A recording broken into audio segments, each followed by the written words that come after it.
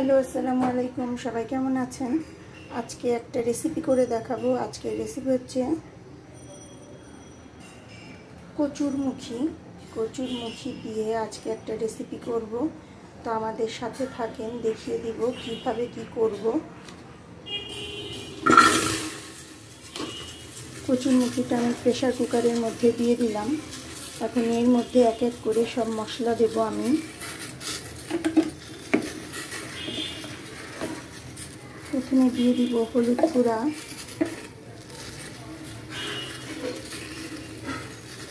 তারপরে দিব ধনে গুঁড়া,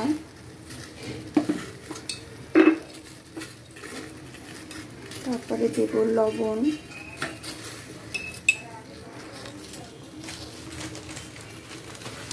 দেব জিরা গুঁড়া,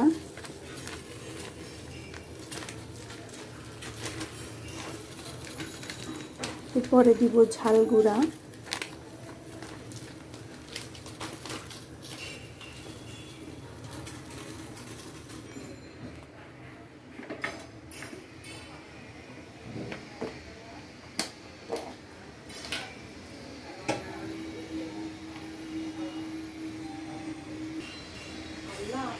আর এর মধ্যে দিব আদা বাটা, দেব 4-5টা কাঁচামরিচ। এই দিয়ে আমি এটাকে সিদ্ধ করতে দিয়ে দিব। তা আমি প্রেসার কুকারে 2টা সিটি মেরে দেব।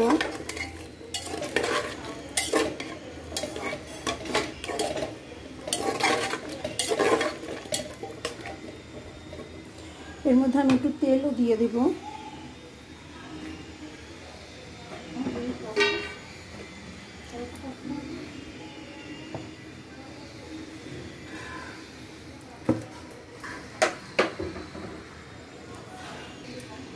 এটা আমি এখন পুরো সিটি দিতে দিয়ে দিব।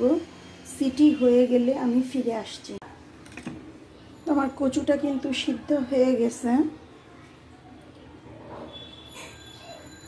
এখন এই কচুটাকে আমি চামচের সাহায্যে ঘুটে ফেলবো। তার আগে পেঁয়াজ ঝাল চিংড়ি মাছ ভাজবো। কচুটা যেহেতু তেলে দেব, সেজন্য এখানে সব কিছু কেটে রেখেছি। শুকনো মরিচ, কাঁচামরিচ, রসুন কুচি, পেঁয়াজ কুচি। আর চিংড়ি মাছগুলো যেহেতু বড় বড় চিংড়ি, এজন্য এটাকে ছোট ছোট টুকরো করে নিচ্ছি যাতে মুখের মধ্যে বাঁধে।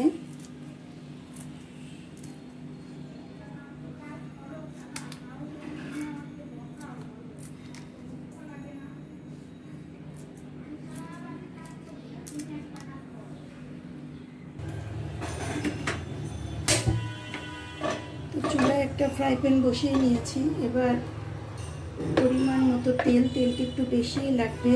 আর আমি কিন্তু কচু রান্নার মধ্যেও তেল দিয়েছি। এখন এর মধ্যে কাঁচামরিচ, শুকনো মরিচ,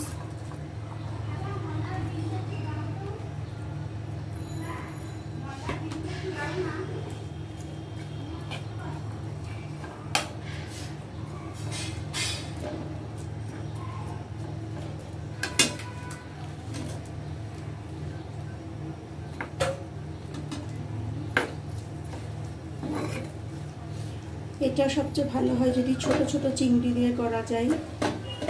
যেহেতু আমাদের ঘরে এখন ছোট চিংড়ি নাই, এই জন্য বড় চিংড়ি দিয়েই করছি।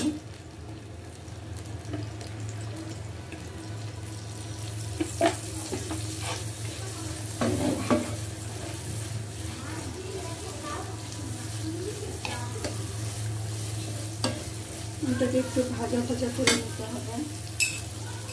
আমি কচু রান্নার মধ্যে কিন্তু সব মশলাই দিয়েছি।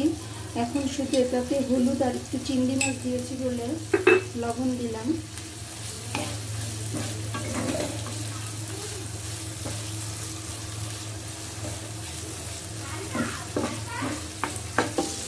আর এদিকে কচুটা যেটা সব মশলা দিয়ে সিদ্ধ করেছি, এটা আধা ভেঙে নেব। এইভাবে চামচ দিয়ে করলেই কিন্তু ভেঙে যাবে। আর বাকিটা আমরা চুলায় দিয়ে ভাঙবো।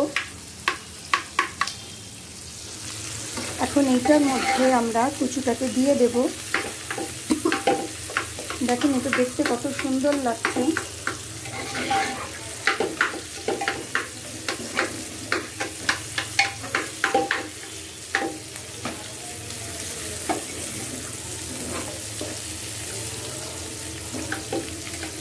এবার এর মধ্যে কচুটা দিয়ে দেবো। এই সময় গ্যাসের জালটা একটু আস্তে করে দিই।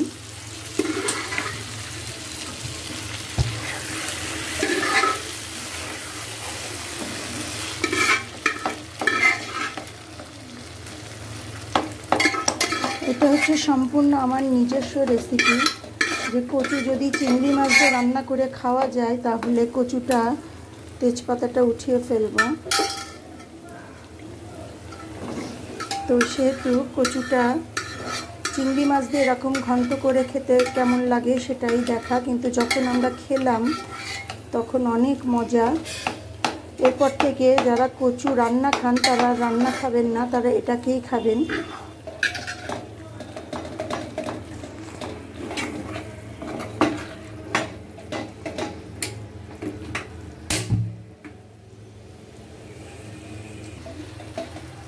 এখন চামচ দিয়ে শুধুমাত্র কচুগুলোকে একটু ভেঙে দিতে হবে।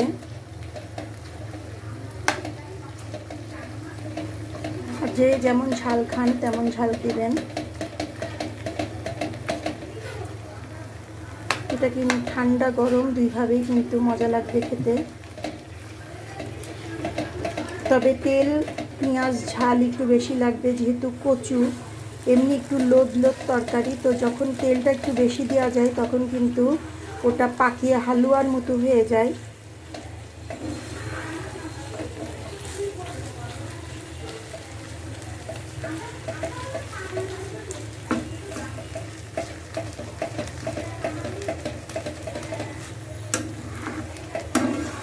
আমাদের রেসিপিগুলো যদি আপনাদের ভালো লাগে তাহলে অবশ্যই আমাদের চ্যানেলটা সাবস্ক্রাইব করবেন, আর লাইক কমেন্ট শেয়ার করবেন, আর পাশে থাকা বেল আইকনটা প্রেস করে দিবেন।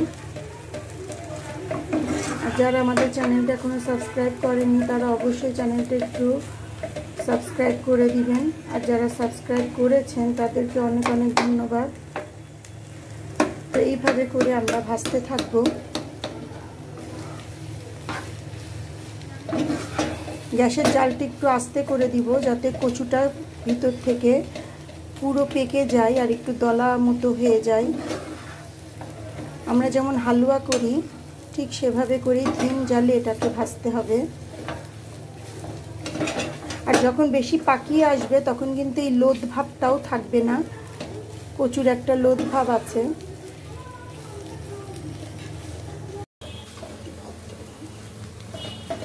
তো এই যে কচুটা কিন্তু আস্তে আস্তে জালে আস্তে আস্তে ভাবে হবে। আস্তে যখন হয়ে যাবে তখন কিন্তু তেল ছেড়ে দেবে। আর চিংড়ি মাছগুলো এখন বুঝতে পারছেন চিংড়ি মাছগুলো কেন আমি ছোট ছোট করে দিয়েছি, যাতে প্রত্যেকটা বাইকে মুখে বাঁধে। এই জন্য এটা ছোট চিংড়ি দিয়ে করলে বেশি ভালো হয়।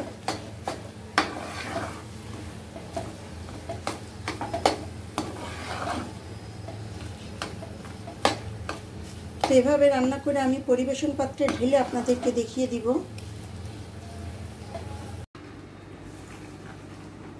তো আমার কচুর রান্নাটা শেষ, দেখতেই পাচ্ছেন।